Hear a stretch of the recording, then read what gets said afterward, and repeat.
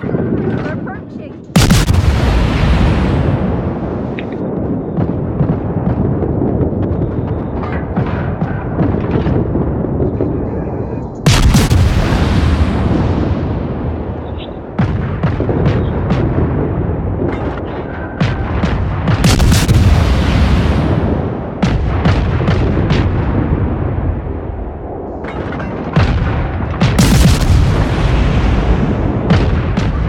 the horizon.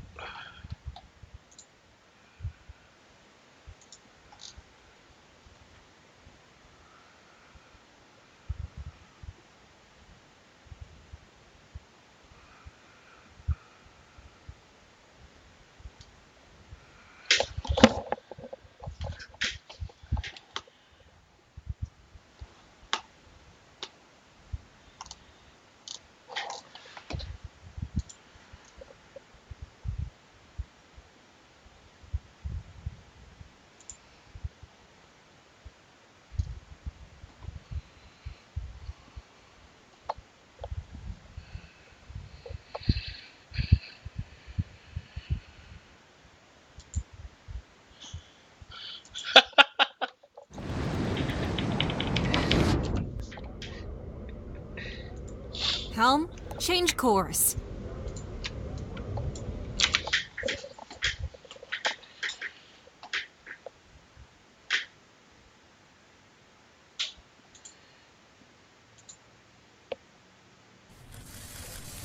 So is the president negotiating on behalf of the Republican leadership on the Hill in this meeting? Or is The president's negotiating on behalf of the American people exactly what he was elected to do.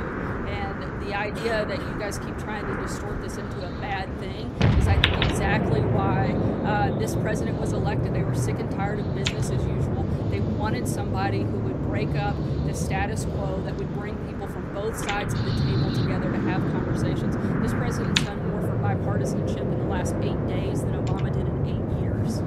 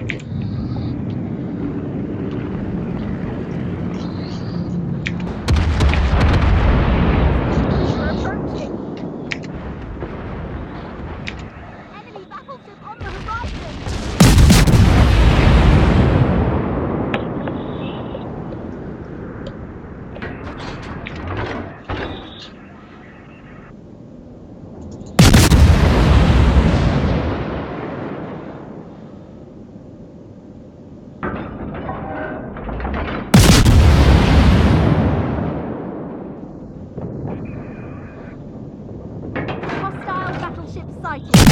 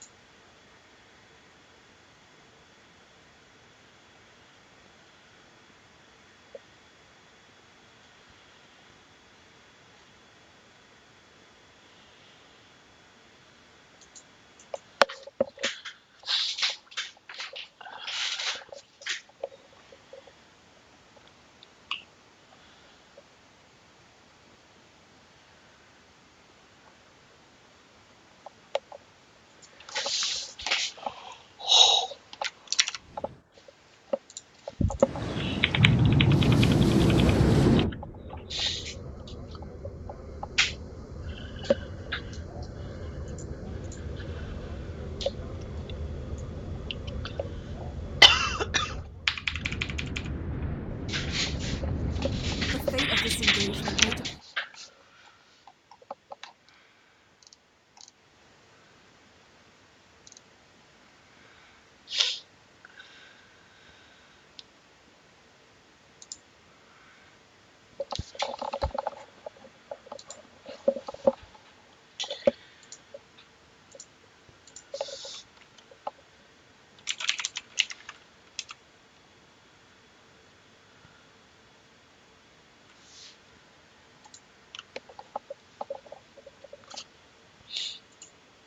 in public after all. Manafort, who of course was also at that meeting with the Russian lawyer, had agreed to testify in private. Now, Senator Chuck Grassley also telling our Manu Raju that Attorney General Jeff Sessions will now also appear before the Senate Judiciary Committee. These are obviously significant developments. And out front now, Republican Congressman Trey Gowdy of South Carolina, member of the House Intelligence Committee, chairman of the House Oversight Committee. And Chairman, I appreciate your time. I want to ask you about these new developments at this hour. How important is it for your committees to hear from Sessions and Manafort? And is Donald Trump Jr. also on that must-testify list? Well, I'll tell you, two of the three, Donald Trump Jr. and Paul Manafort, would be central witnesses to our committee's jurisdiction. We're looking at four things, Aaron. What did Russia do? With whom did they do it? The unmasking, the leaks, and then the U.S. government's response. I don't know that Attorney General Sessions would be a relevant witness on those four jurisdictions, but we're always happy to hear from him. So Manafort and Donald Trump Jr. must testify. I mean, I also want to ask you about, when we talked about those two gentlemen in that meeting, about our last guest. I don't know if you heard him at all or when you got to the camera, but Bill Browder, obviously going to be testifying tomorrow. He says the Russian lawyer who met with Donald Trump Jr., Jared Kushner, and Paul Manafort was acting on behalf of the Russian government. He laid out exactly why he believes that. From what you know, from what you understand, Chairman, do you have any evidence that suggests otherwise? No, ma'am, and your previous guest sounded like an expert, which no one would describe me as one. But what I think is less important than what Donald Trump Jr. knows, and the only way to discern that is to interview him. What did he know? And what was the content of the conversation at the meeting? For me to speculate on that would not be investigation. Are you confident that you're going to get all those answers from him? Obviously, this week there's going to be a public testimony from him along with Paul Manafort. That obviously hasn't happened. Do you are we going to get everything that you need? enemy vessel has sustained heavy damage. Well, I'm always wanting to hear that I ever got every salient fact. But we're going to have as much time with him as the committee feels like it needs to explore our jurisdiction. We certainly did with Jared Kushner, and I expect us to with Donald Trump Jr. Now, you did have a chance already to question Jared Kushner, who was also in that meeting, and that was just yesterday. I want to ask you, according to Bloomberg, your colleague, Mr. Gowdy took the role as a second attorney for Mr. Kushner. I don't know whether it's Not much of any. I was in there for 3 hours. Abby Lowell. I was a very mediocre lawyer, although I did it for 16 years. He didn't do much better than me. What I was the Democrats asking non-relevant questions. So Jared Kushner had answered all of their questions. He stayed an hour longer. In fact, he stayed an hour longer than Dan Coats, who's the head of the intelligence community. The Democrats ran out of good questions, but they didn't. So I think that's Adams' frustration that Jared Kushner did not tell him what he wanted to hear from a political ambition standpoint. This investigation has been very good for the Adam Schiff for Senate campaign, but yesterday was not good for him. So today the president also, of course, tweeted a comment he made at his rally last night. I wanted to play for you, Chairman, what he said. You've heard me say it before on the campaign trail, and I'll say it again tonight. In America, we don't worship government. We worship God. Now, conservative Bill Kristol, of course, you know him. He's been critical of the president before, but on this, he tweeted, in America, whether to worship. Do you agree with Bill Kristol or the president who just came out and definitively said in America? By choice C, our founding fathers, who gave us a First Amendment, which is a free exercise right, but also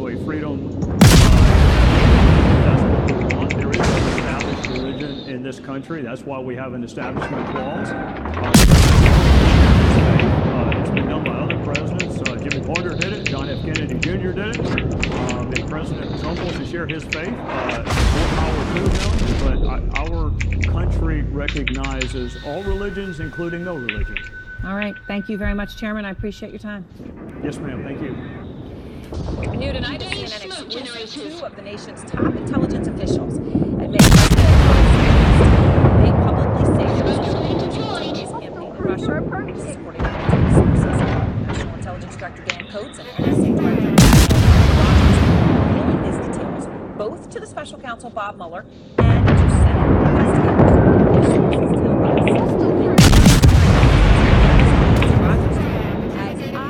Request fire on the designated hostile. Because in public testimony,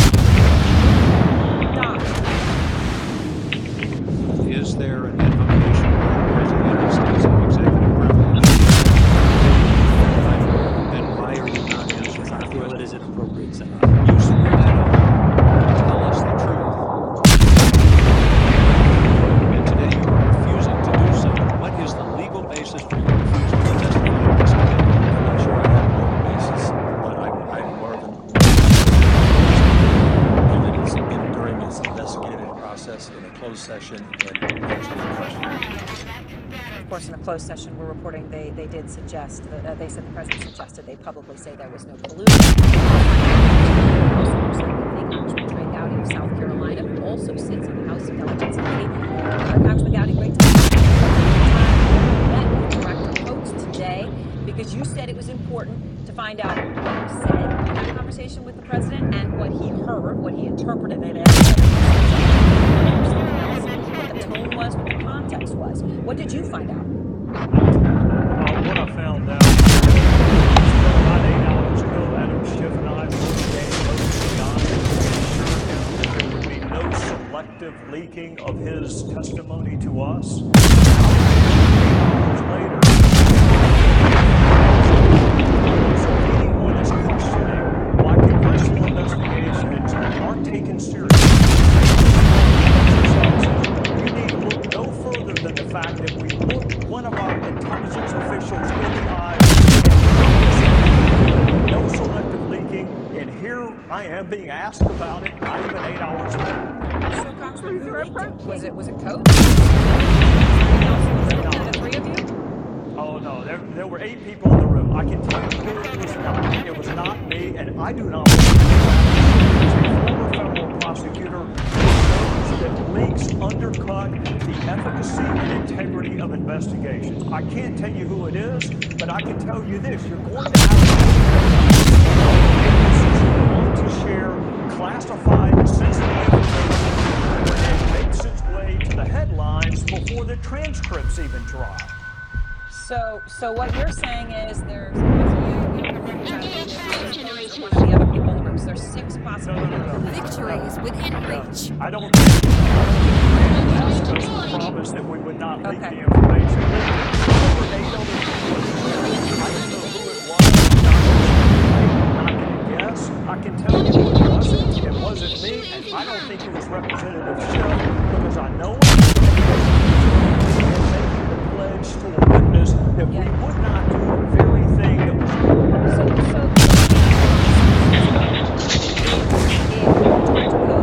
Director Rogers say the president suggested that they come out publicly and say there was no collusion. We've obviously heard the former FBI Director Jim Comey say, when he was talking about the General Flynn investigation, that he felt that the president's request that he stop that was an order. He took it as such.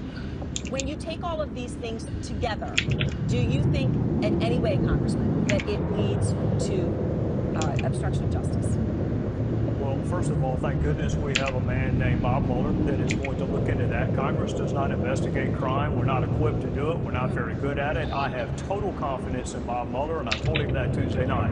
Now, you gave me 2 hypotheticals, but they're very different. One is one hypothetical is the president asked 2 people, if there is no evidence of collusion, would you say so?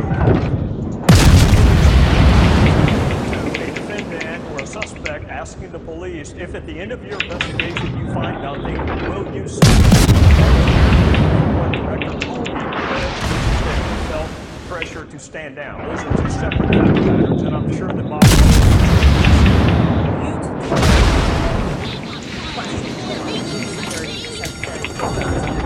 Yesterday about whether Russia and President Trump for his campaign. Right? You asked about this very issue. Let me play yourself.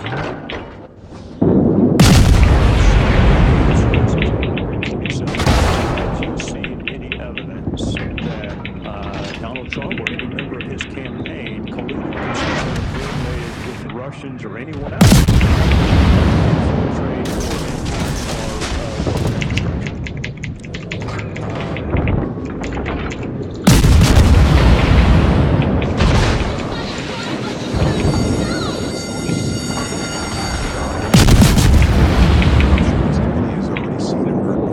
Victory is within reach. The President of the United States, Chairman took this as endorsing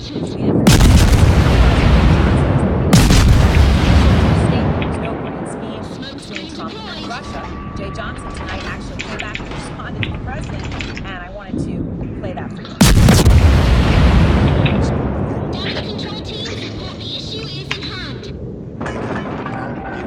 As we speak, comparing the tweet to what I actually said yesterday, my testimony speaks for itself. What he actually said to you was at the time he separated from service in January 2017, obviously about 5 months ago. That's what he said. As what the president did, that this is a complete endorsement of his point of view? Actually, what I take it as is that a former washed-up old prosecutor, Jay Johnson. There are really three subparts here. There's Donald Trump. There is the official folks who may have represented themselves to be part of the campaign. That's usually how I ask the question, and that kind of tripartite each one of those three parts. It was not intentional, but I asked the question inartfully of Jay Johnson, and when he answered the way he did, it very easily could go into the third part of that tranche, which there has been public reporting on, as opposed to the first two. So I would say blame me for a bad question and not Jay Johnson for a vague answer. But the bottom line is you're not taking it as definitive one way or the other because it was too broad. I can't, we are so early on in the investigatory process. We have interviewed less than a tenth of the witnesses that we're going to wind up interviewing. So I would hope that no one was drawing any conclusions from anything. That's what you do at the end of an investigation, not in the front of it. All right. Chairman Gowdy, I appreciate your time. Thank you. Yes, ma'am. Thank you.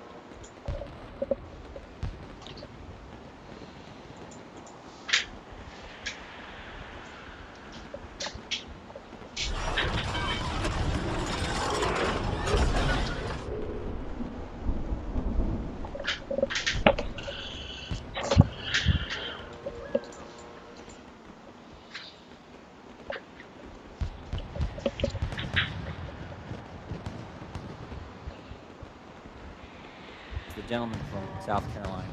Thank you, Mr. Chairman. I'm a lot more interested in having a balanced investigation than I am a balanced hearing. And in that light, Ms. Eckelbrett, did you hear the president say there was not a smidgen of corruption? I've heard that he said that, yes, sir. Ms. Garrison, did you hear the president say there was not a smidgen of corruption? And let me just translate that, because smidgen's not a legal term. I assume he meant scintilla, and I assume he meant criminality instead of corruption. How was he able to make that conclusion? Neither of you have been interviewed by the Bureau, have you? No, sir. And according to Mr. Sekulow, of his 41 clients, 3 have been interviewed, or 3 were asked to be interviewed. Right, not interviewed yet. Okay, 0 of 40.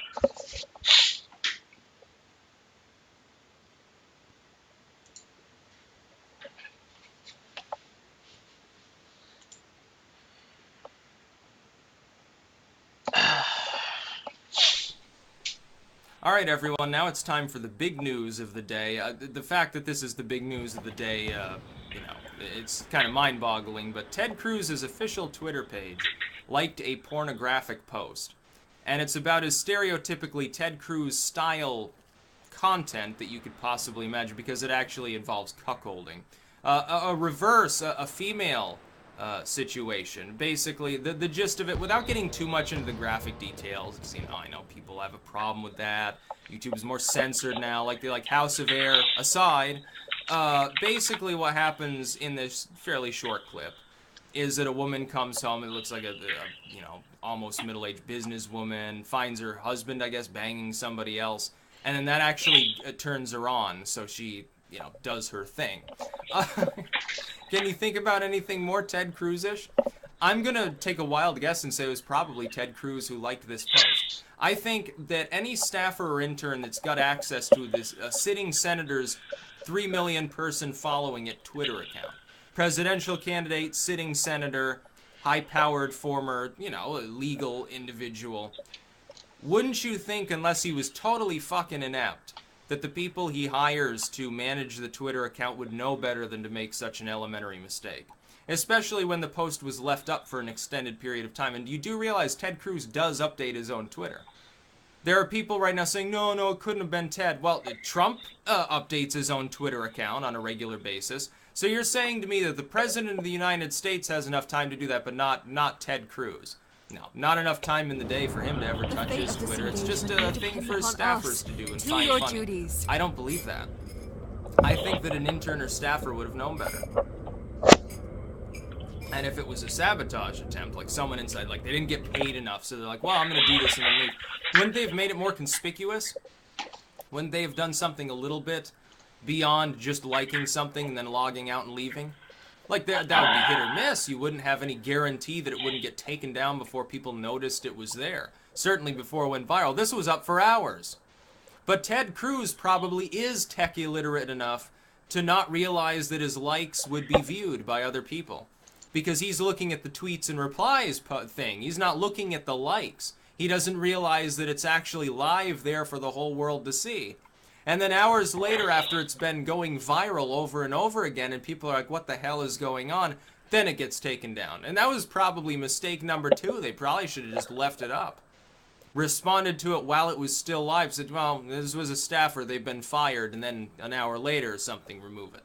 That would have probably been a better idea. As opposed to vainly attempting to hide it from people who are, by the millions, pouring onto the account to go look at the weird stuff Ted Cruz is posting. People were watching. Think of this, how surreal this is. They were watching pornographic material there on Ted Cruz's own personal Twitter page. Isn't that kind of funny to you? Really funny to me. But it's so stereotypically Ted Cruz, like the material there is exactly what I would expect he'd be into. As opposed to some random staffer. But then the other part is, and this is always possible, it could have been a staffer or an intern. Maybe they're really into that sort of thing because they're working for Ted Cruz. Like, stereotypically, what kind of people would they hire? Well, they would hire people who are into the idea of sort of, you know, watching while your country burns. And this was on 9/11, which makes it 10 times weirder. Yeah, I think what might have happened, Ted got together with his friends like John McCain and these others, and they were reminiscing about how wonderful it was to start wars. They got excited, so they went off to do their thing. You know, hopefully not together. One thing I will say is it is good that this is at least material that's only about consenting adults. Okay, I'll give him credit for that one. If Ted Cruz were to come out and say, yeah, I made a terrible mistake, me and Heidi aren't exactly, we're kind of on frosty terms at the moment, I'd say, okay, well, you know, I'm not having a problem with it. The only funny part is that he's such a moralist. He's like saying, oh, maybe people should be banned from pleasuring themselves or owning sex toys or something. And then, of course, this happens. That's pretty funny. Because I would think when some staff are working for Ted Cruz, be expected to be, like, severely religious. But then again, you look at the demographics, and severely religious parts of the country have the highest per capita consumption of this type of material. Like, you look at Utah, it's #1, despite being hyper-religious, like totally Mormon. So it wouldn't surprise me. Yeah, some of these people are into weird stuff. Look at Ted Haggard. Oh yeah, pray the gay away, says Ted, and then another Ted, oddly enough. And then he's going and hiring, you know, male escorts, and doing certain substances at the same time, and then comes up with a tearful apology. Oh yeah, I've struggled with, you know, some desires in the past, but I'm reformed now. Yes, I realize I'm technically homosexual, but I'm suppressing it because, you know, Christianity and stuff. Okay, well, at least he, you know, in some warped moral way, at least he tries to be the person he wants to be, even though, you know, nearly Ted, you know, Ted Haggard is. Just embrace who you are, who cares? You want to smoke meth? Go ahead and smoke meth. That was a bigger concern for his congregation, which is kind of funny considering what he preached about on a constant basis. But with Ted Cruz, yeah, there have been incidents before where people have mentioned the fact, yeah, Ted Cruz has been involved in some stuff. There was a police report. I can't vouch for whether this is an official sheet or whether it was made up, but I believe it was confirmed for the former, where his wife, Heidi Cruz, actually was like wandering around next to some traffic and was like, you know, kind of distraught or tipsy or something, and that was a big thing during the election, that was dug out. Like they had some sort of argument or something, I guess. There was that one, I think it was from the Inquirer, and from the same person actually that broke numerous other scandals. He actually broke the Tiger Woods scandal and I believe the Anthony Weiner scandal, saying, oh, Ted Cruz has like 5 mistresses or something. And at the time it couldn't be confirmed, but they were never sued for putting it out, which was a little bit on the telling side. And then you have this pattern of behavior that suggests that this was probably Cruz that liked this and didn't realize that that like was visible. Because, of course, if you log into Twitter, by default, you're looking at your tweets and your retweets.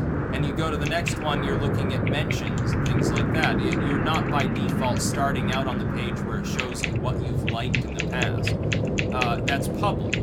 Some people probably are not tech literate enough to realize this fact, which is more likely that some staffer or intern whose sole job it is to do tech-related stuff didn't know that, or that they got pissed off, and that Ted Cruz still hasn't mentioned who, you know, the fact that a person was fired for this, or that Ted Cruz made a real big boo-boo on 9/11 of all days, where he's viewing this sort of material. Maybe it was his idea. Maybe it was on purpose too. Maybe Ted's like, ah, screw this Senate stuff. I'm tired of my life. I've got a life crisis going on. I'm gonna have a good time. I'm gonna go hang out with Ted Haggard. These other evangelical weirdos that get into some weird stuff over time. Now, of course, it's possible. It's just a staffer. It's technically possible somebody got into the account. But do I really believe that? I don't think I do. And I don't want to believe it either. I want to believe this was Ted Cruz liking this person. Because that would be the ultimate funny thing. It comes out a week later. Heidi, like the tabloids say, oh, Heidi goes to dinner alone with mysterious man named Suave Pablo or something like that. And Ted Cruz like, he doesn't show up for the Senate meetings. And they're like, what's going on? He comes in and says, oh, lower active sin. It would be so funny if that happened. I hope it was Ted Cruz that posted this. I hope Heidi like smacked him across the Senate. Oh man, that'd be so great. It's just the sort of stuff I want to into that sort of stuff because it lines up so perfectly with all the memes about that. Oh, it would be beyond best time.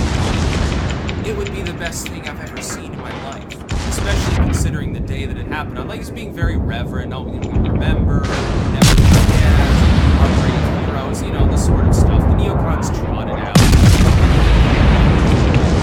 About the 9/11 first responders, the Democrats Democrats too. Neoliberals don't hand it him either. Meanwhile, he's absorbing that kind of material. No, I think it was him. I'm not being ironic when I say that. I think it was Ted Cruz who liked that post. I don't think somebody I don't believe them. I think that's the excuse he'll use. I don't think that's so, yeah, I was laughing. And I had to sleep sometimes when I saw it because of other people posting about it. And I looked at it. And I was like, when I first opened it, I was like, well, this is obviously Photoshop. This would never happen. Not in a million years could anything be as sweet as that happening, as perfect, as noteworthily cringy as this. And it was actually real. And then I sat there, I was like, oh, well, this is going to be an interesting next day when I'm talking about this. This will be fun. I hope he doesn't manage the period. I hope it wasn't a snap. I hope it was actually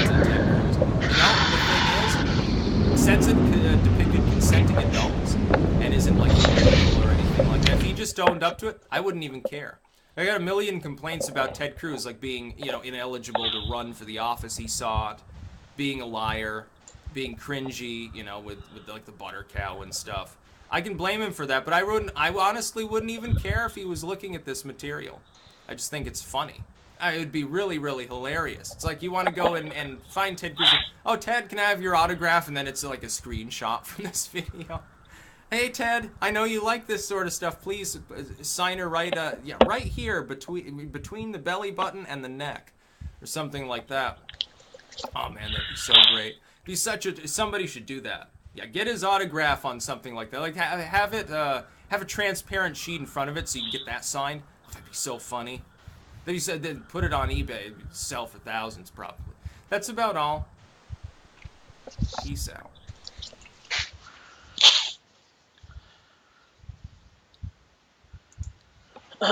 This defeat.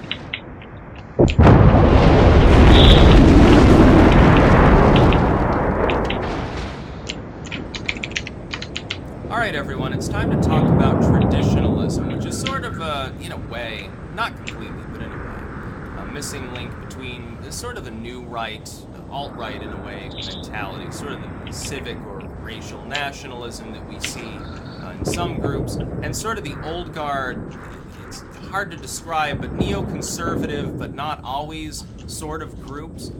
It's malleable. You see, left and right in the United States, at least, have very little actual meaning. There are so many subgroups, so many categorical subtypes of these different sides. Like on the left, you've got neoliberals, which are basically the same as neocons. It's part of the establishment core.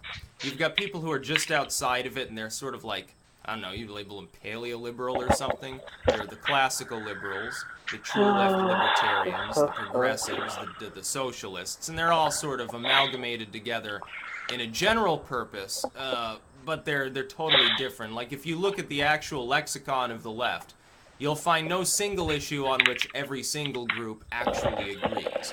The same is true on the right. So you've got the neocons, you know, the pro-war, pro-tax, you know, anti-gun types. The same as the so-called liberal Democrat. You've got paleocons, right libertarians, you know, the more libertarian core. You've got some ANCAPs, the minarchist sort of feeling would be semi-separate from that in some ways. You've got all sorts of different groups, alt-right, new right, and everything else under the sun. Traditionalism, though, is more strictly ideological than it is a group in and of itself, because it's just a subset of beliefs that have to do with social behaviors in a general sense. And here I would say, on the topic of traditionalism, I think it's half and half for me. Because in one sense, American traditionalism I actually support. You know, as a minarchist libertarian, I look back at the founding of this nation. I look back at traditions such as the right to self-defense in the founding of our country, speaking your mind freely, and things of that nature as good things. I agree with those things. I think they're helpful. I think they are traditional. But the problem is a lot of people who label themselves traditionalists they don't seem to be the original American tradition. If you want to take up the pro-Americana line as opposed to the pan-Western civilization line, the original American traditionalism is wandering around with your musket, opposing tyranny, basically. Essentially an Enlightenment era sort of activity. But it seems more often that people who use the label traditionalist are stuck in the 1950s or something like that, either the 1950s or the like the Victorian through 1930s era. But what exactly amounts to traditionalism in a country where what is considered traditional has morphed so substantially over the centuries that on any given issue you could take any given belief and there would be a period in which it was traditional for that to be actually accepted, at least among a majority of the population. Like there have been times where the majority of the population in the U.S. supported the idea of heavy-handed gun control. Does that make it an American tradition to be in favor of that? Well, there have also been periods in which people are extremely averse to it. We're in one of them now. Thankfully, by the way, I strongly support the Second Amendment. More strongly than most of the Republicans do. Most of them are weak on the issue. They don't even want to repeal existing gun control, so they've just totally sold out. They're like, oh, a little abuse is fine. For pragmatic purposes. Yeah, it's so pragmatic. Okay. On the topic of speech. For a long time, the government regulated speech. I hope people realize this. It wasn't until fairly recently.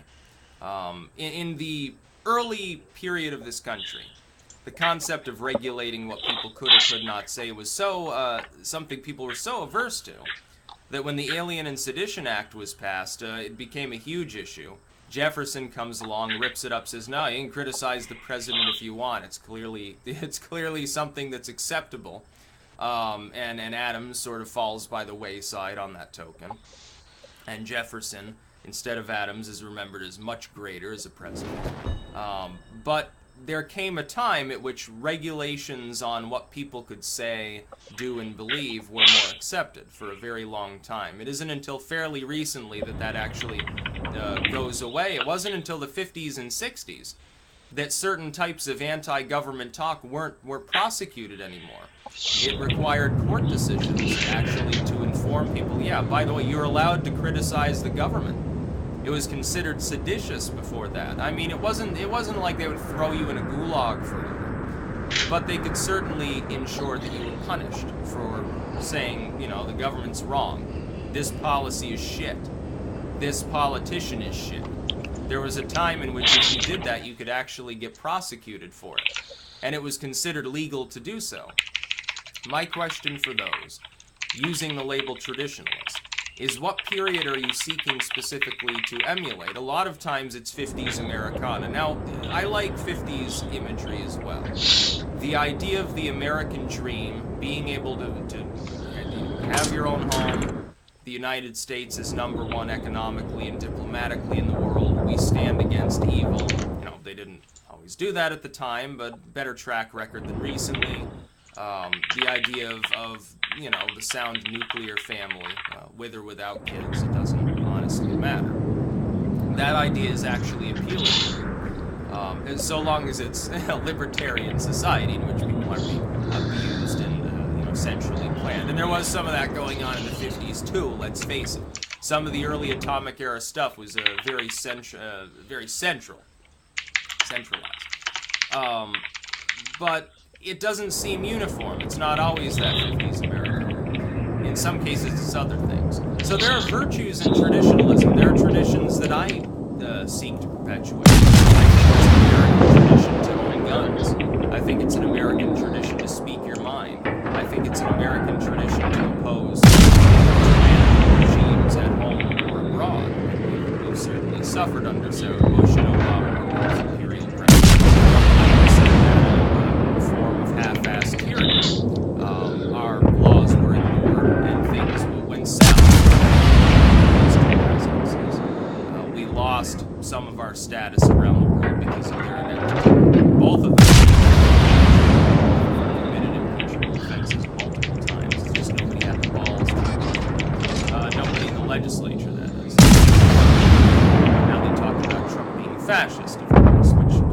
disagree with. I think he's better than Bush. At least, tolerable, as opposed to last Trump. By the way, it's bipartisan. So-called far right by his. Obama was a Democrat, so-called far left by his. Really, it's the same thing. More drones, more surveillance, more taxes, more bullshit. That's what they represent.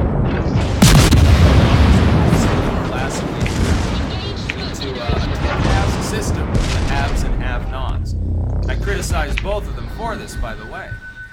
Traditionalism, though, misses the mark insofar as it can't necessarily sometimes an American or Western tradition. More often it seems that it's a pan-Western thing. That is, it's not within the realm of Americana. It's basically, it's people who, they kind of have they're not actually necessarily in those groups. They're sort of on the periphery of them. I would say they're probably the closest to American traditionalists that we would get. The funny thing is, of course, around this country is for. They have a fire and brimstone mid-1800s era style in their democratic community, no less.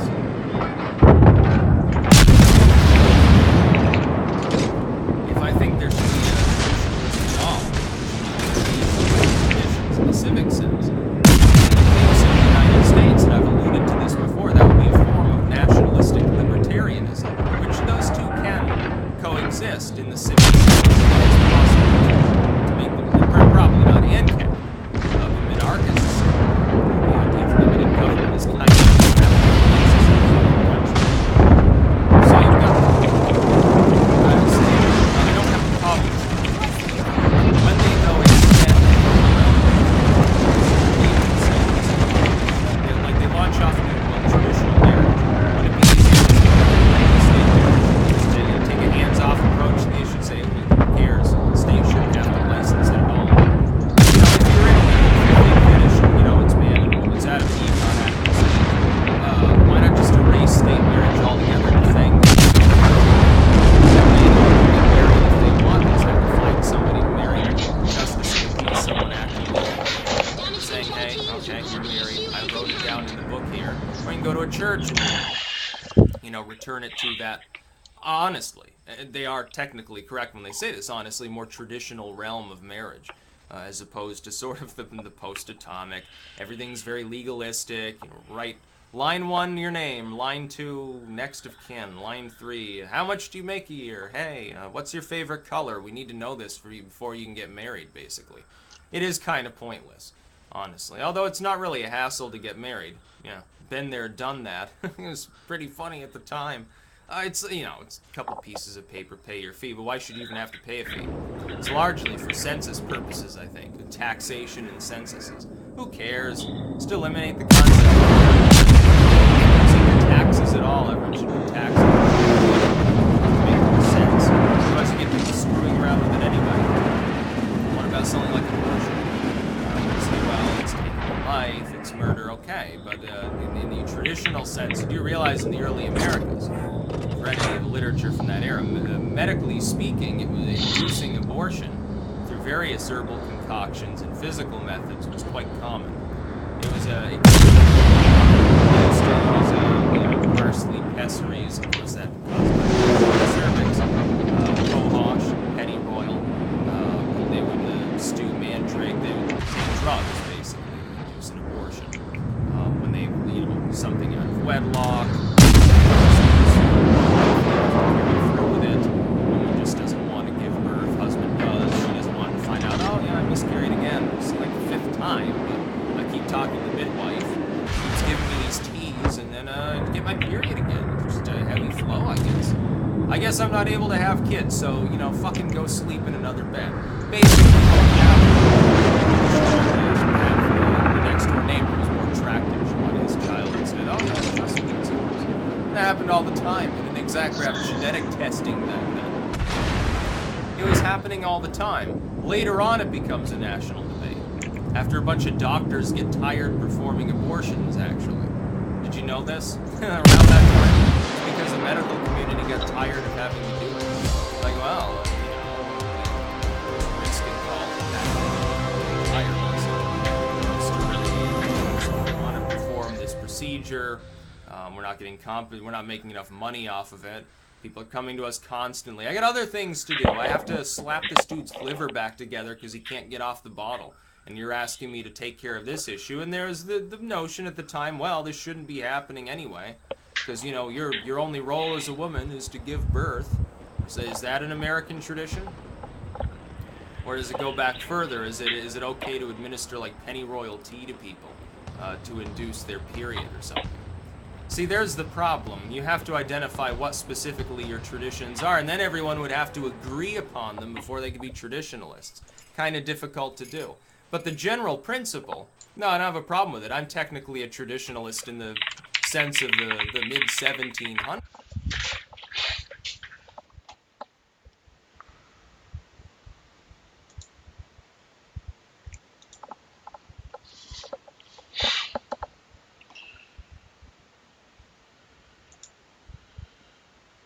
All right, this is what, 12 o'clock? Yeah. The update at the peninsula. Everything is still underwater here, but it's even further because high tide's coming in. Downtown Jacksonville.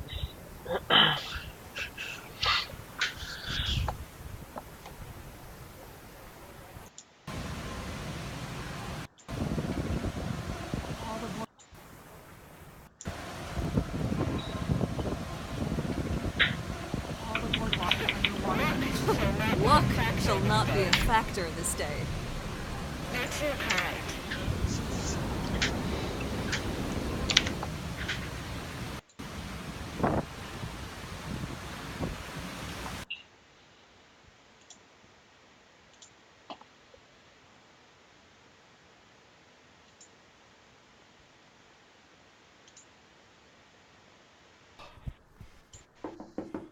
Yeah.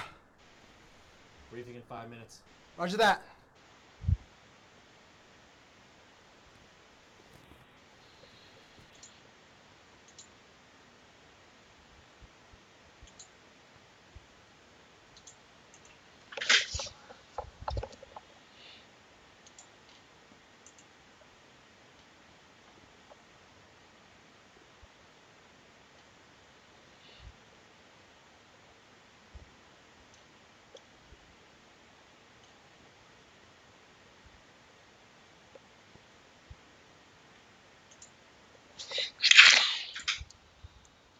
Back to Hurricane Irma, that storm now sending floodwaters to record levels in parts of Florida. Folks being urged to get to higher ground yesterday, and since then the water levels have gone down. On the phone, the mayor of Jacksonville Beach, Florida, Charlie Latham. And sir, good morning to you. I know you're on the ocean just east of the city of Jacksonville. How was the surge yesterday and last night, and what are you dealing with today, Mayor? Good morning, Bill. Thanks for having me on. It was an unparalleled storm than anything I've seen in 50 years. 24 hours before Irma hit, we had a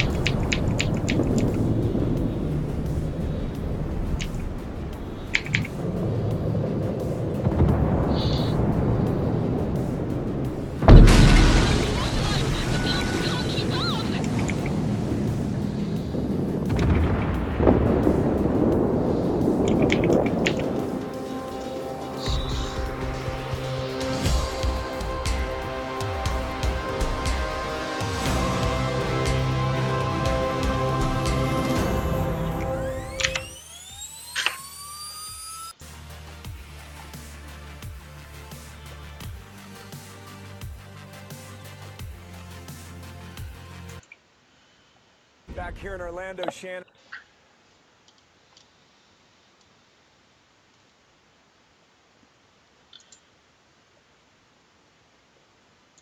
Through the city. So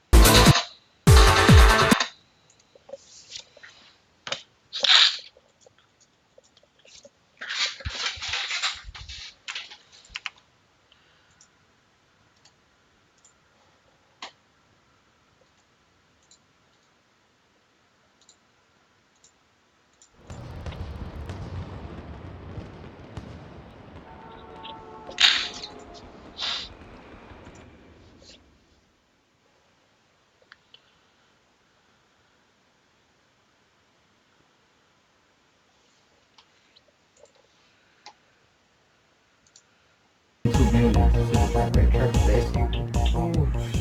but look at this one right here. And look over there with that white car and the blue car. Come over from the that's right here.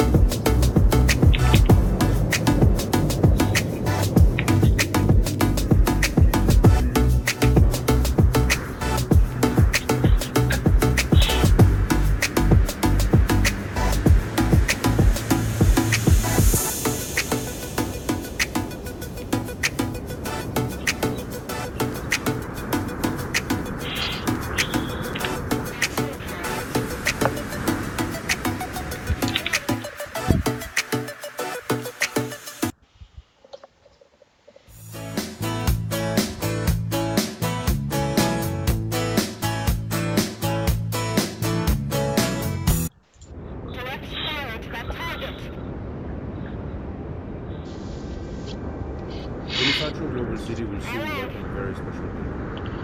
It will transform its image and become a new focal point of Manila. I think it's a good idea to add more character in a business district that have few distinctive buildings. I think it's a good idea to make a statement about building in Manila today.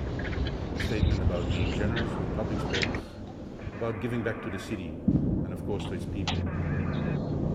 A statement about what Filipino architecture is about. But first, we have to understand what makes an icon successful. An icon needs to capture the popular imagination. It needs to be instantly recognizable. It needs to become a symbol of the nation it represents. Finally, it needs to become. Therefore, designing an icon is not just about creating a beautiful form. It's the meaning of that form, the use of the form, and how this form can become timeless. For me, the right form depends entirely on how we respond to the context, the site, the local culture, the climate, and the people. Sydney Opera or Bilbao Museum are amazing icons because of the spectacular surroundings that let them breathe and shine. In Paris, the Pyramid of the Louvre and the Great Arch were designed specifically for their size. They resolve their size perfectly. They can only fit there. Our site is in the heart of Manila's most vibrant center. We have a unique opportunity to give it a world-class skyscraper and a world-class public space at its foot.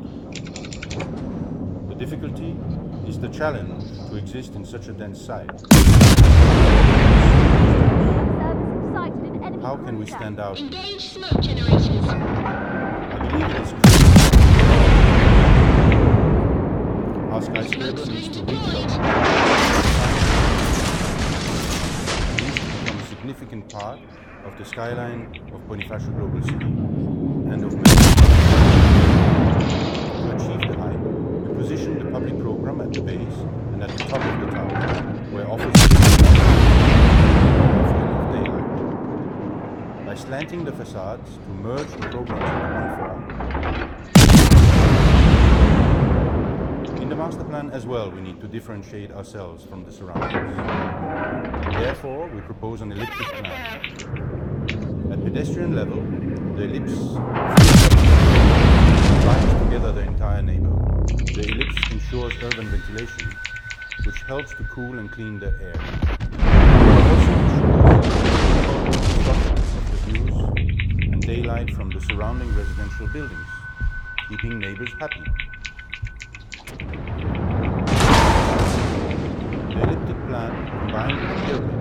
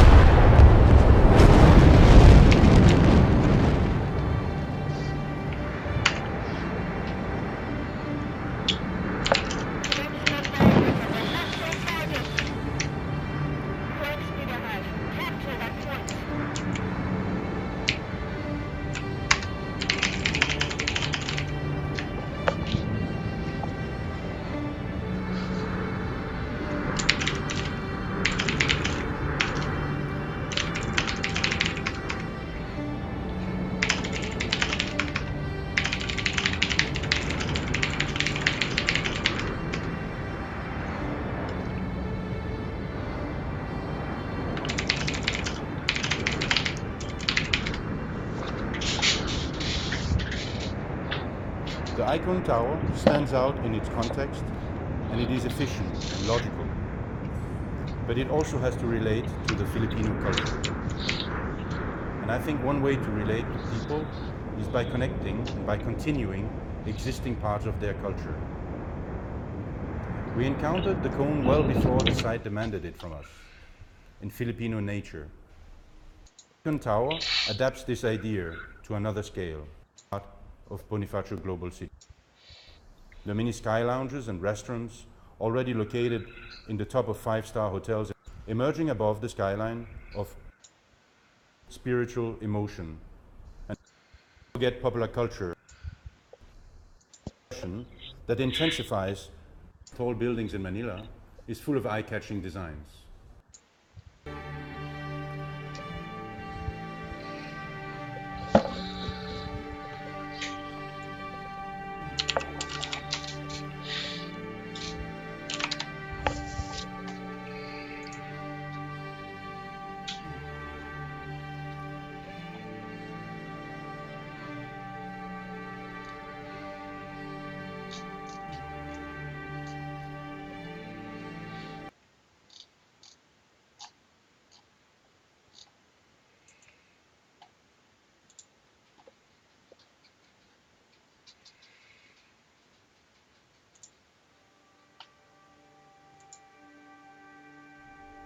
Bonifacio Global City will soon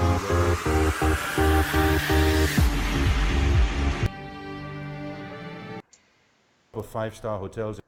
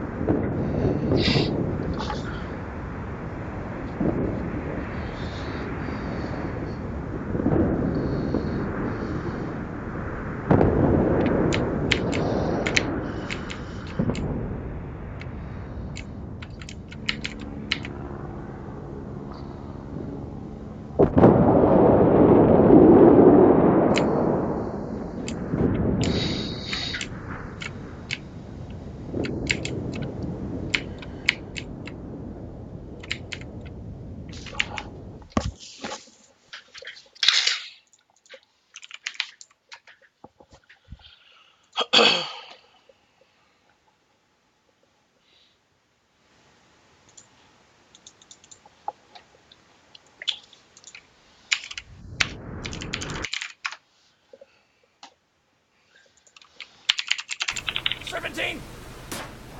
Oh!